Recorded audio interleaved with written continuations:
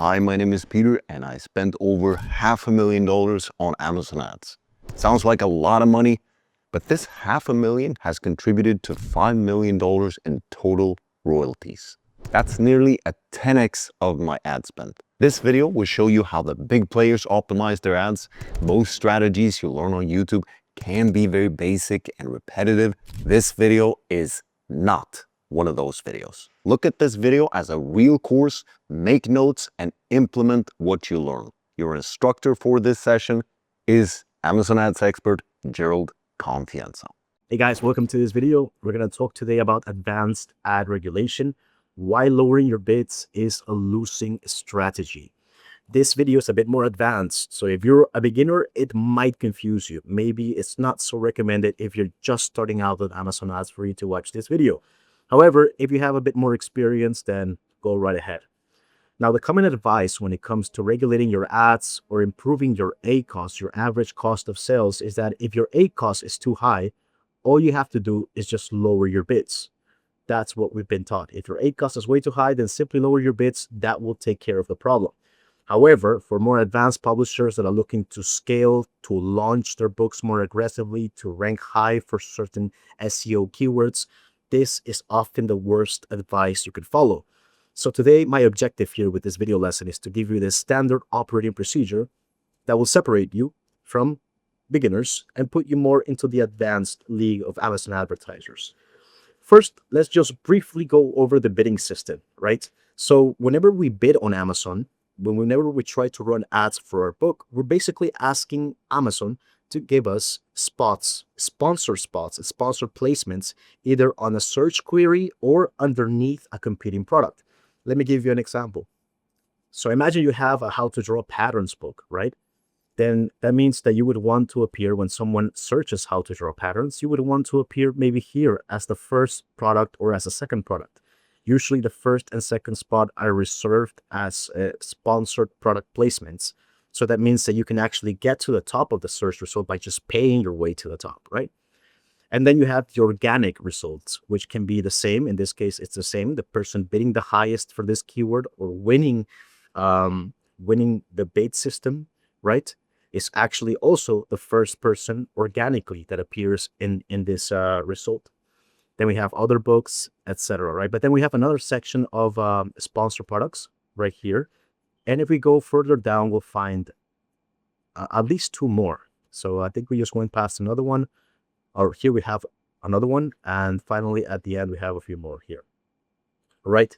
So that's when you are bidding for a keyword. And if you are bidding for a product that might be your competition, well, you would want to bid aggressively because you would want to appear as one of the first products here on the left on related products, which is also a sponsored product placement, right? The less you bid or the less you win on these little auctions, the more to the right you will be, or maybe you will be on a different page, on page 2, 3, 4, 5, 6, 7, and the less relevant your book or the less likely it's going to get picked up, right? So by knowing this, we know for a fact that the best placements are usually the first two here, and for this one are usually the first 2 or 3, right? These are the best ones because these are the ones that are the first results that a possible customer will see. So we want to appear there because that's where the strongest intention of purchasing will be found, right? And that brings me to the bidding paradox, why cheaper clicks aren't always better. Because when you're bidding high, you're actually trying to aggressively place yourself on search result number 1, search result number 2 in sponsor placements, and you're bidding high to appear as the first or second or third related product under a competitor's product. So you're bidding high to get those really high intention customers. And when you're advertising to high intention customers, your conversion rate is better. So now every 8 clicks you get a sale, every 5 clicks you get a sale, or every 3 clicks you get a sale because you're placing yourself right where someone that has a high intention of buying will usually click on. Now, if you decide to lower your bid, you're not going to appear for those places anymore. You're going to appear maybe on the second page, on the third page, or fourth or fifth page of a search result, or you might appear on the second page of a related product section. And those sections are usually browsed or navigated by people that are not looking to buy. They're just comparing. They're looking to see options, but they don't have intention of buying, or their intention is not as aggressive as the high bid customers, right? Or the high intent customers. So when you lower your bids to reduce your spend, when you lower your bids to reduce your ACoS, sometimes you're not really going to end up reducing your spend. And sometimes your ACoS will even go up instead of down. Your cost will go up instead of down. Why? Because now it's not going to take you 8 clicks to get one sale. Now it's going to be 20 clicks to get a sale because you're bidding so low, or you're bidding to appear on the second or third page, or you're bidding not as aggressively where people are not really looking to buy. So that's why I don't recommend bidding, as especially bid reductions, aggressive bid reductions at all. I usually don't recommend this. What I recommend as the first step you should take if you want to lower your ACoS is to focus on search terms. So the golden rule is to cut waste before you adjust your bids. The beautiful thing about campaigns is that almost every campaign, even exact campaigns, actually all campaigns, have a section on their campaigns called Search Term Report, which shows you exactly what was the search term that a customer was looking for, where your ad appeared. No matter what type of targeting you're doing, you can know exactly what search term people use to get to your ad, right? And you're able to negatively target that search term so that you never spend money on that again. And you can do this before lowering your bids in order to keep your bids aggressive, but at the same time save money on unnecessary unnecessary clicks that are not getting you any money. Let me show you what this looks like. So this is a great example because you have here a keyword broad campaign that is at 229% ACoS. Now, normally, if the campaign is really, really bad, you can just go and turn off targets immediately without thinking twice.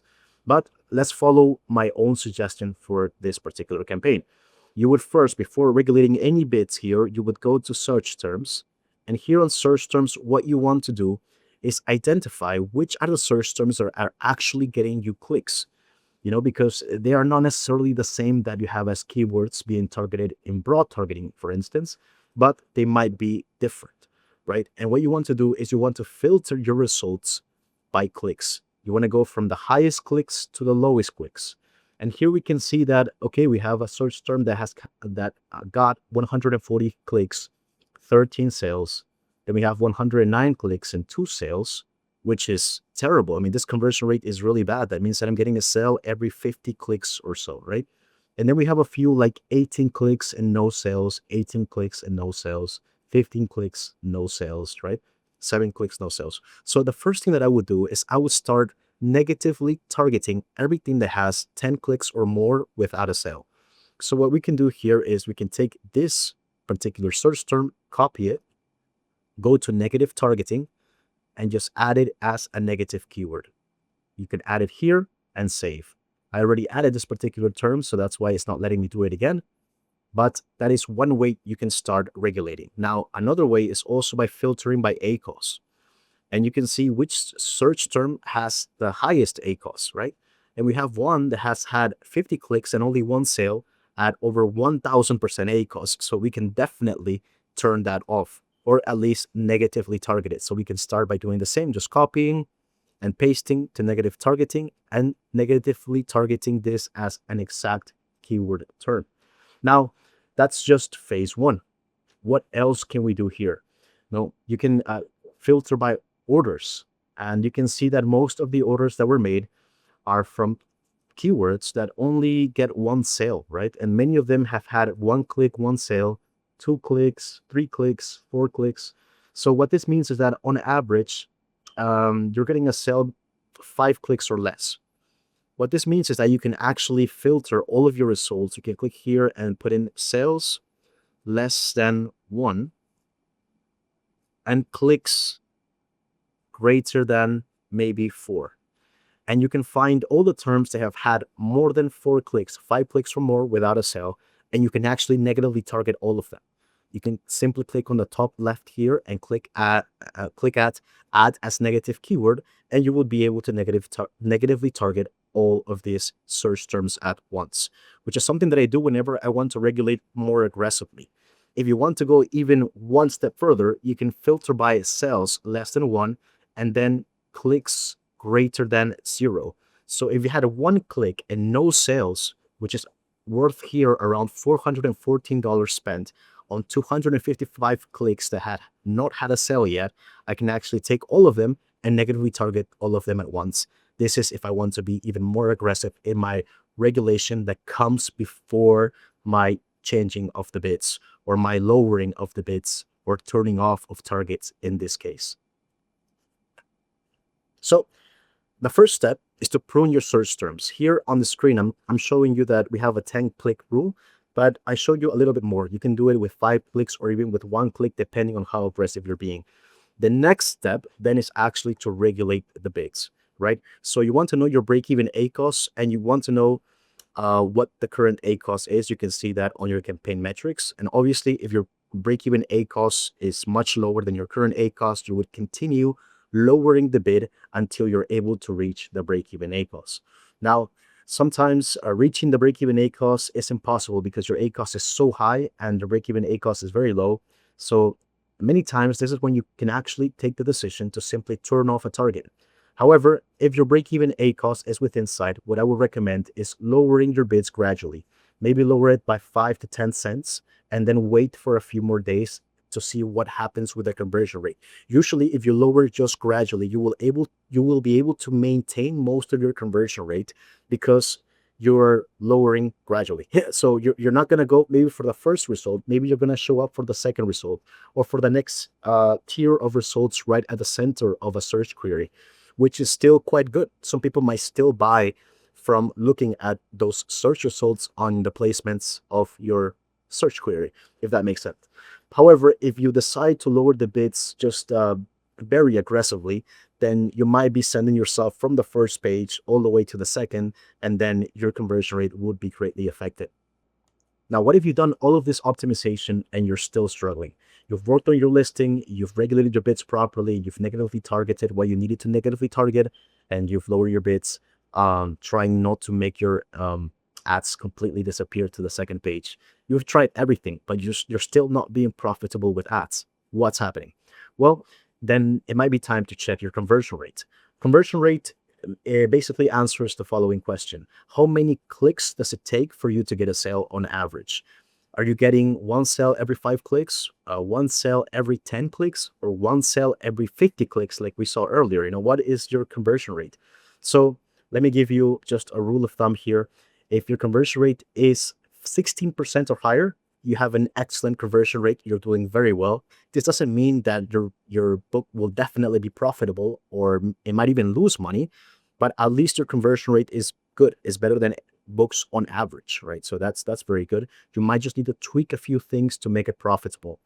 Now, if it's between 10 to 15%, that's still good. It's not excellent. It's still good. You've done a good job, and you can still get that book with a few changes into profitability.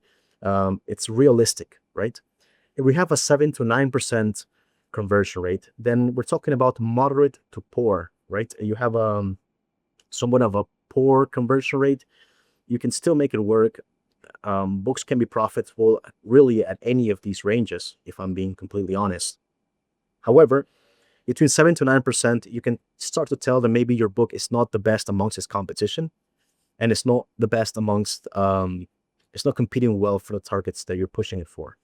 And if you have a conversion rate of less than 7%, then I would worry because your book has a bit of a conversion problem.